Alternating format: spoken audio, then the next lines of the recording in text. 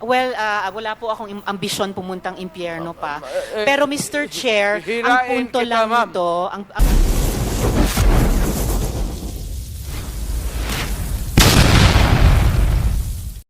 at paki-describe yung structure ng organization na sinet up nyo, yung death squad na iyon. Yung death squad ko,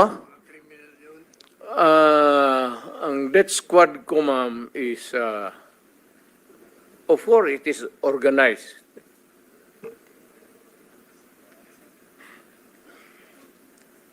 Hanggang dyan lang. Ano po yung structure ng organization na iyon? Against criminals. Hindi po, yun yung task siguro na binigay nyo. Pero anong structure ng death squad niya iyon?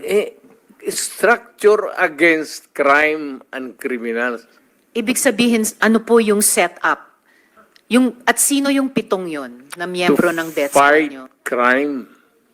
No sir, yung pangalan nung sabi nyo, pitong tao na nasa death squad nyo.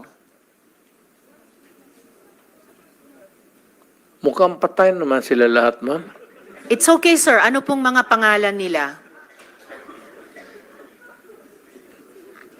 You know, when I was mayor, it's about 43. I am now 73. For the life of me, I cannot remember the name. And ano po yung structure nung pitong yon? Merong bang team leader, may 2 tenyente, then may 4 pa na tao? Ano po yung structure ng organization na iyon? I said I am 73 years old. Hindi ko nga alam kung bakit nandito ako kaharap mo. Sir, I'm sure alam nyo kung bakit kayo nandito. In fact, kayo po yung nagsalita ng pinakamarami sa resource persons. Well, May reward po ba yung pitong iyon sa death squad nyo? Again, ma'am? May rewards po bang ibinibigay sa mga miyembro ng death squad nyo tuwing nakakapatay sila? Police? Police ba yung death squad nyo? Yung Yun ang allegations.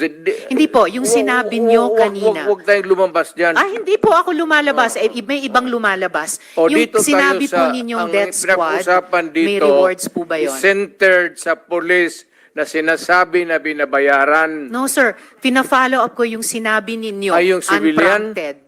So, kung civilian yon, yung sinabi nyo na death squad nyo na 7 tao, may rewards po ba yung 7 taong iyon kapag nakakapatay sila? Ay, hindi, ma'am. Mayayaman yung mga...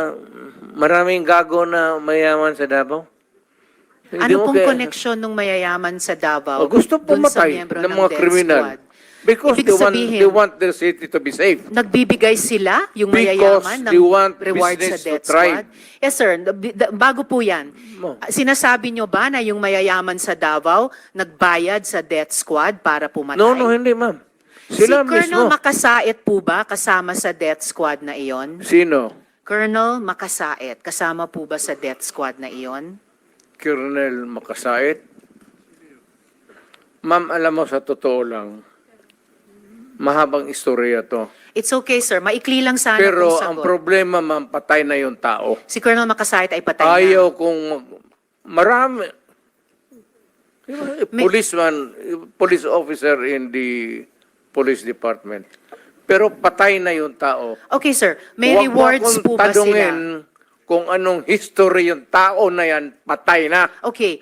May rewards po ba sila, yung mga miyembro ng death squad nyo? Sino? Ako? Magbigay? Yung 7 miyembro, kung sino man ang nagbigay, may rewards ba sila kapag pumapatay sila? Walang reward, ma'am, kung Walang police rewards. yan. Lalo Hindi na ho. police. Bakit Wag- ako magbigay ng reward sa mga... Paiba-iba, hindi po. Trabaho Paiba-iba po nila yung yan. sinasagot nyo eh. Hindi ko tinatanong yung mga pulis. Oo. Tinatanong ko po yung mga miyembro ng death squad nyo.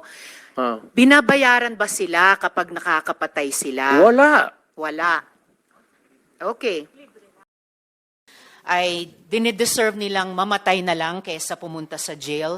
O para i-paraphrase ko si Patricia Evangelista, do some people need killing, Mr. Duterte? Ma'am, presidente ako. Nagagastos ako sa gobyerno. Bakit ako magbubuhay sa mga puto? Kung yung pera na ipapakain ko dyan sa preso, ibigay ko na lang doon sa mga tao dyan sa walang bigas. So mas okay Walang pong trabaho. patayin sila kaysa Wala ipreso akong pakialam sila? dyan sa kriminal, ma'am. So, thank you for Akong making that of record. pakialam sa kriminal kung saan silang impernong gusto nilang pumunta. Well, Mr. Chair, for the record, You make your own history in this planet. yes, Mr. Yun Chair. ang gusto nilang mangyari.